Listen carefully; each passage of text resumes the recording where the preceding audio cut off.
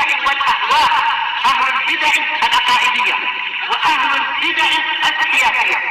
نقول بيننا وبينكم السلف، بيننا وبينكم الكتب، كان فيقول البدع بيننا وبينكم. Bismillahirrahmanirrahim. Alhamdulillah wassalatu wassalamu ala Rasulillah wa ala alihi wa sahbihi wa ba'd. Kita akan meneruskan bacaan kitab Bulughul Maram yang ditulis oleh Al-Hafidz Ibnu Hajar Al-Asqalani rahimahullah taala. Kita masih di pembahasan kitab shalah.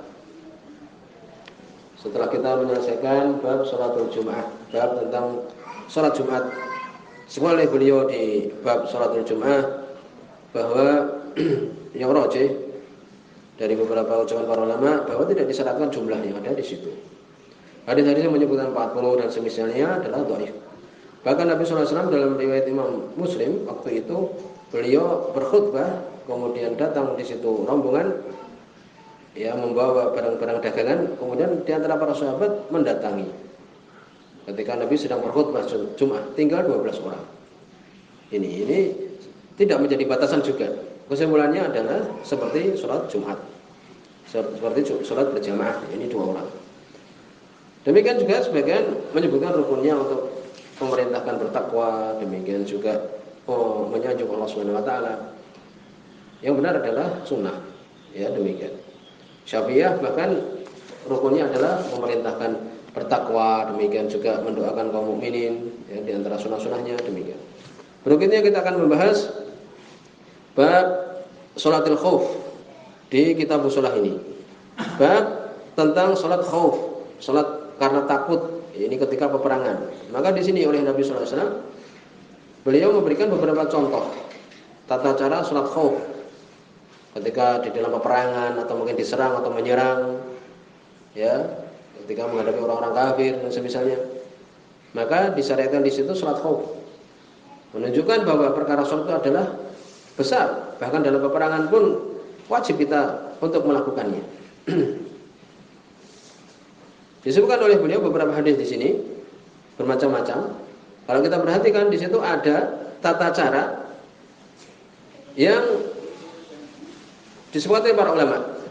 Ya, di antaranya adalah boleh kita melakukan 1 rakaat salat Isya umpamanya, salat Maghrib, walaupun tidak dalam keadaan safar. Zuhur, asar boleh melakukan 1 rakaat. Nanti akan dibahas. Sebenarnya demikian boleh. Demikian juga boleh untuk melakukannya rijalan wa rukbanan, dalam keadaan berjalan atau menaiki kendaraan, boleh. Itu kesimpulannya. Ya, walaupun keadaan rasa takut kan bermacam-macam. Tapi demikian semua dalam syariat boleh untuk melakukan tadi yang disebutkan. Sebutkan di sini oleh beliau hadis yang pertama, tata cara yang pertama, hadis nomor 459. Hadis riwayat Imam Bukhari dan Imam Muslim. An Shalih bin Khawat radhiyallahu anhu. Dari Shalih bin Khawat radhiyallahu anhu, amman shalla ma'an Nabi sallallahu alaihi wasallam. Beliau mendapatkan dari seseorang yang salat bersama dengan Nabi sallallahu alaihi wasallam yauma dzati riqa'. Pada hari perang dzati riqa'.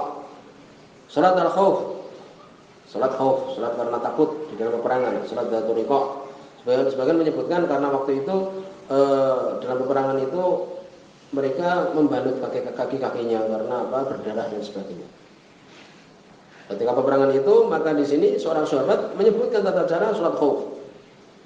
Anna ta'ifatan shafat ma'ahu. Sesungguhnya sekelompok dari sahabat membuat shaf bersama dengan Nabi sallallahu alaihi wasallam. Ini tata cara yang pertama.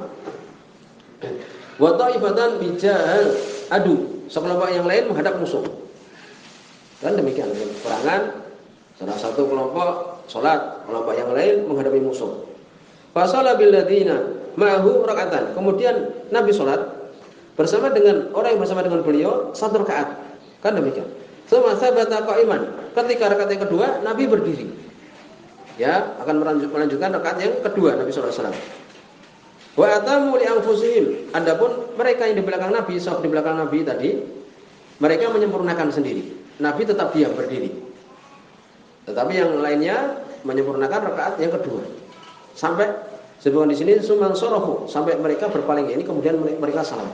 Jadi Nabi 1 rakaat, mereka Nabi diam berdiri, ya, kemudian mereka melanjutkan menyelesaikan rakaat yang kedua. Kemudian mereka salam dan pergi. Kemudian fasafu wijahal adu. Kemudian mereka pun yang tadi sholat bersama dengan Nabi menghadapi musuh. Jelas ya.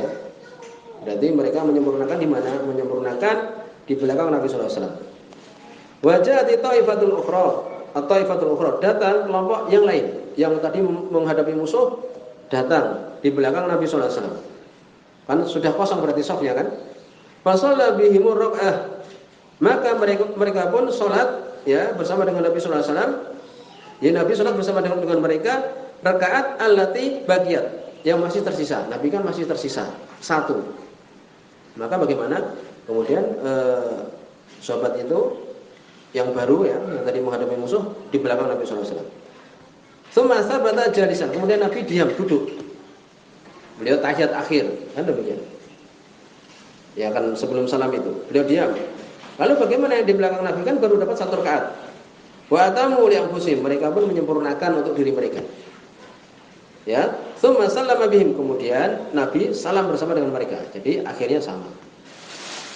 Jadi mereka melakukan satu rakaat bersama dengan Nabi, kemudian Nabi beliau diam dalam keadaan duduk, ya sebelum salam menunggu, Nabi menunggu, kemudian yang di belakang itu menyempurnakan, sampai kemudian sesuai keadaan Nabi, kemudian sama-sama salam, masya Allah. Ini cara yang pertama. Muttafaqun alaih, di sini semua Imam Bukhari dan Imam Muslim. Wa hadza lafdzul Muslim, ini lafaznya Imam Muslim. Bahwa fil Ma'rifah li Ibni Mandah, sebutkan dalam bukunya Ibnu Mandah Al-Ma'rifah.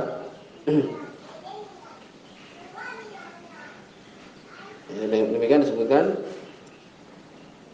An Shalih bin Khawat an abihi, dari Shalih bin Khawat dari bapaknya, Khawat radhiyallahu anhu. Jadi ini caranya. Ya, caranya yang pertama. Kemudian cara yang kedua bagaimana? Ya, ini semua para ulama, apakah ini juga masih dipraktikkan sekarang? Iya, dipraktikkan sekarang. Kalau terjadi kejadian seperti itu, yang mungkin mengalami, ya boleh melakukan hal demikian. Tetapi kadang sulit. Sekarang kan dengan menggunakan tembak dan sebagainya, yang dulu sering kita praktekkan, sholat sendiri-sendiri boleh, sholat sendiri-sendiri di tempat penjagaan, atau bahkan mungkin ketika menghadapi musuh ya sholat di situ juga. Ya, fa in khiftum farijalan aw rukbanan, kalau kalian takut maka boleh berperang dalam keadaan berjalan atau menaiki kendaraan. Sebutkan berikutnya hadis nomor 460, tata cara yang kedua, hampir mirip juga. Ini juga hadis muttafaqun alaih. Wa an Ibnu Umar radhiyallahu anhuma, dari sahabat Abdullah bin Umar radhiyallahu anhuma, qala, beliau mengatakan, "Ghazawtu ma'a Rasulillah sallallahu alaihi wasallam qibala Najd." Aku berperang bersama dengan Rasulullah sallallahu alaihi wasallam mengarah ke arah Najd. Masya Allah. Jadi disebutkan dalam hadis Abdullah bin Abi Aufa, "Ghazawtu ma'a Rasulillah sallallahu alaihi wasallam sab'al ghazawat." Aku berperang dengan Nabi 7 kali perang. Mana aku ila jarot, tidaklah kami makan kecuali jarot, belalang. Masya Allah. Ini keadaan yang berat dulu dialami oleh para sahabat. Perang 7 kali, tidak yang dimakan kecuali apa? Tidak ada yang dimakan kecuali belalang. Boleh kita makan belalang. Sekali-kali kita beli belalang dimakan, ya insyaallah termasuk sunnah itu. Apa yang dialami oleh Nabi SAW dulu. Dan itu adalah halal. Sebutkan Nabi berperang 20 kali. Sebagian mengatakan lebih dari itu. Jadi di sini Abdullah bin Umar bersama dengan Nabi SAW berperang. Ya, bersama dengan Nabi SAW beliau berperang. Bahwa Zaina al-adu, maka kami pun menghadapi musuh. Fasafafnahum, maka kami pun membuat saf, ya bersama dengan mereka menghadapi musuh. Kemudian mereka para sahabat di depan mereka membuat saf. Ini berhadap-hadapan. Faqama Rasulullah SAW, maka Nabi SAW beliau berdiri, ya melakukan sholat, ya membuat sholat, ya melakukan sholat. Fasalla bina, kemudian beliau sholat bersama dengan kami. Faqamat ta'ifatun ma'hu, maka berdiri sekelompok bersama dengan beliau. Wa aqbalat ta'ifatun 'alal adu, sekelompok lagi menghadapi musuh. Wa raka'a biman ma'hu, dan Nabi rukuk bersama dengan yang bersama beliau. Jadi beliau sholat bersama dengan orang yang bersama dengan Nabi. Sekelompok lagi menghadapi musuh. Wa sajada sajadataini, kemudian sujud 2 kali. Tsumman sarafu makana ta'ifah allati lam tusalli, kemudian yang sholat bersama dengan Nabi ini berpaling menuju apa? Menuju orang-orang yang belum sholat. Ya, di sini menunjukkan apa? Nabi sallallahu alaihi wasallam beliau sholat bersama dengan kelompok yang pertama, kemudian kelompok yang pertama di rakaat yang pertama kemudian mereka pergi. Belum menyempurnakan ya, tidak menyempurnakan,